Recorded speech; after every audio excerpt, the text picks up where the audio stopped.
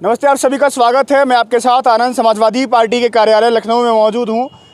एक अहम चर्चा का विषय बना हुआ है समाजवादी पार्टी के कार्यकर्ताओं के बीच में कि समाजवादी पार्टी का जो संगठन है उस पर कब बातचीत होगी, कब विस्तार होगा, कब वो नया संगठन बनकर तैयार होगा, क्योंकि 24 का चुनाव दस्तक दे रहा है। मेरे साथ तमाम मुद्दों पर बातचीत करने के लिए लखनऊ मध्य से विधायक रविदास मल्होत्रा जी मौजूद हैं। सर, सबसे पहले आपका स्वागत है। धन्यवाद। समाजवादी पार्टी के कार्यकर्ता लगातार सवाल उठा रहे हैं कि कब वो संगठन बनकर तैयार होगा जिस संगठन के बलबूते आप 24 में 80 सीटें जीतने का दावा कर रहे हैं। समाजवादी पार्टी के कार्यकर्ता जिला, नगर से लेकर विधानसभा, पोलिंग से लेकर और बूथ तक कमेटियां बनाने का काम करेंगे और ये तय किया गया है कि जून तक सारी कमेटियां जो है बन जाएंगी और इन कमेटियों के माध्यम से 2024 के चुनाव लड़ेंगे और केंद्र में गैर भाजपाई सरकार बनाएंगे। उस सरकार में समाजवादी पार्टी सबसे बड़ी पार्टी होगी और अगर 50-60 सीटें हम लोग जीत गए तो हम लोगों को कोशिश होगी कि अखिलेश यादव जी देश के अगले नए प्रधानमंत्री हों। अच्छा, कार्यकर जो संगठन बनेगा उसमें कुछ बदलाव आएंगे या जो संगठन जो रणनीति आपकी 22 के चुनाव में थी वही जाएगी? नहीं, संघर्ष जो 22 के चुनाव में जिन लोगों ने बहुत अथक प्रयास किया था उनको जोड़ने का काम होगा। कुछ नए जो लोग इनका बहुत असर है वो जो आए हैं उनको जोड़ने का काम होगा और एक मजबूत संगठन हम लोग बनाने का काम करेंगे जो पोलिंग बूथ तक जो है वो जनता के मुद्दों को लेकर लड़े भी और वोट डलवाए भी और वहाँ पर पोलिंग बूथ जीतने का काम हो, जिससे 2024 में जो है वो केंद्र में गैर भाजपाई सरकार बने। अच्छा, देखा यह गया कि हाल ही फिलहाल में जब कोलकाता में एक पार्टी की बैठक हुई जो अंबेडकर जी के नाम पे अंबेडकर वाहिनी है जो बनाई गई है, बाबा साहब वाहिनी बनाई गई है, वो उस पार्टी के संविधान में उसको शामिल किया गया है। तो दलित वोट बैंक है जो बीएसपी का माना जाता है यूपी में आमतौर पर, उसको साधने के लिए क्या समाजवादी पार्टी आगे इस कदम को लेकर के आगे बढ़ रही है? हम लोगों ने नारा दिया है कि भाजपा हटाओ, आरक्षण बचाओ। भारतीय जनता पार्टी की सरकार ने पिछड़ों का आरक्षण समाप्त कर दिया है। अब भारतीय जनता पार्टी की सरकार दलितों का आरक्षण ख़त्म करना चाहती है।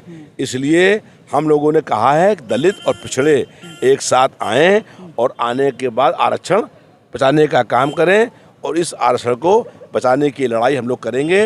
इसके लिए जाति आधार पर जनगणना करने की हम लोग लगातार मांग कर रहे हैं। अच्छा, तमाम चीज़ें घटनाएं घट रही हैं, राजनीति में बहुत बड़ी बड़ी घटनाएं घट रही हैं, तमाम मुद्दे आए। मायावती जी बिल्कुल चुप बैठी हैं। 4 बार यूपी की सीएम रहना, उसके बाद से इतना बड़ा राजनीतिक अनुभव, दलित समाज का इतना बड़ा चेहरा, 24 का चुनाव सामने है, लेकिन उनकी चुप्पी क्या कुछ कह रही है? उनका सारा वोट खिसक करके समाजवादी पार्टी में आ गया है और इसीलिए 22 में नहीं आया था आपके पास। 22 में नहीं आया था और वो जो वोट बैंक था उनका, उसको अब इस बात का एहसास हुआ कि अगर हमने समाजवादी पार्टी को वोट दे दिया होता तो समाजवादी पार्टी की सरकार उत्तर प्रदेश में बन गई होती। लेकिन भारतीय जनता पार्टी को वोट दिया और भारतीय जनता पार्टी लगातार दलितों का अपमान करने का काम कर रही है, उनका हक छीनने का काम कर रही है, उनका अधिकार छीनने का काम कर रही है, उनके साथ अन्याय करने का काम कर रही है।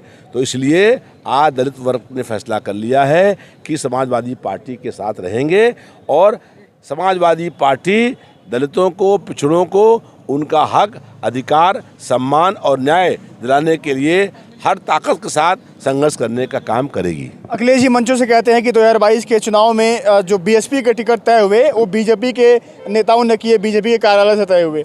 24 का चुनाव आ रहा है, तैयारी है कुछ जो आपने बोल रहे हैं बात उसको रोकने के लिए? बीएसपी के सारे टिकट तय हुए भारतीय जनता पार्टी के कार्यालय में। भारतीय जनता पार्टी ने ऐसे लोग लड़ाए जिससे नुकसान समाजवादी पार्टी का हो और इससे नुकसान हम लोगों का हुआ भी। लेकिन दलित वोट अब जान गया कि बहुजन समाज पार्टी की राष्ट्रीय अध्यक्ष ये भारतीय जनता पार्टी से मिल गई हैं। इनके पास जो है आय से अधिक संपत्ति है, उसको ले करके केंद्र ने इन्हें फंसा दिया है और इसलिए अब मायावती भाजपा के खिलाफ कुछ बोलने को तैयार नहीं है। ये बात जान गए हैं बीएसपी के जो कैडर वोट हैं। अब लगातार कह रहे हैं संविधान खतरे में है, लोकतंत्र खतरे में है, तमाम चीज़ें कह रहे हैं। मायावती जी भी दलित समाज का एक बड़ा चेहरा है, 4 बार सीएम रह चुकी हैं। लोकतंत्र को बचाने के लिए, संविधान को बचाने के लिए क्या अखिलेश जी और मायावती जी दोबारा एक हो सकते हैं क्या?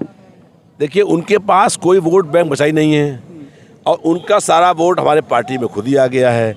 और उन्होंने पहले हम लोगों ने उनसे तालमेल किया था, अब उनके बाद उन्होंने धोखा दे दिया, तो अब जो है उन लोगों से अभी तालमेल नहीं होगा, चुनाव के बाद देखा जाएगा। आखिरी सवाल है, कार्यकर्ता जो लगातार सवाल पूछ रहे हैं या परेशान हैं कि संगठन कब तक बनेगा, तो 5 जून है डेडलाइन। जहाँ संगठन जो है बन सकता है। उससे पहले बन जाएगा, पूरा संगठन जो है वो जून में बन जाएगा, जिला स्तर से लेकर के और प्रदेश स्तर से लेकर के और पोलिंग स्तर तक। चलिए, मेरे साथ रविदास मेहरोत्रा जी थे, लखनऊ मध्य से विधायक हैं, इनसे तमाम मुद्दों पर बातचीत हुई, लेकिन सबसे अहम है समाजवादी पार्टी के कार्यकर्ता तमाम कमेंट सेक्शन में सवाल पूछते हैं कि पार्टी का विस्तार कब होगा, मतलब संगठन का जो विस्तार है या जो तमाम चीज़ें हैं, चाहे जिला अध्यक्ष बनाने हो या तमाम विंग हैं समाजवादी पार्टी के, उसके अध्यक्ष कब चुने जाएंगे, उसको लेकर के समाजवादी पार्टी के मुखिया कह चुके हैं कि 5 जून डेडलाइन है, पर्यावरण दिवस होता है, उसके पहले तक बन जाएगा। कोलकाता में हुई बैठक के बाद समाजवादी पार्टी लगातार हर एक मुद्दे को लेकर के आगे बढ़ रही है, क्योंकि 24 का चुनाव दस्तक दे रहा है। तमाम मुद्दों पर इनसे सवाल हुए, क्योंकि मायावती जी भी चुप्पी हैं, क्यों हैं और उसके पीछे क्या कारण है, क्या मायावती और अखिलेश एक साथ आ सकते हैं, बहुत सारे सवाल किए, जवाब आपने सुने।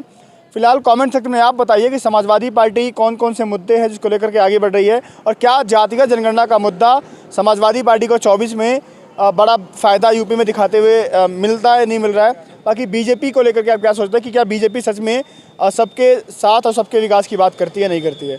अभी के लिए नमस्कार।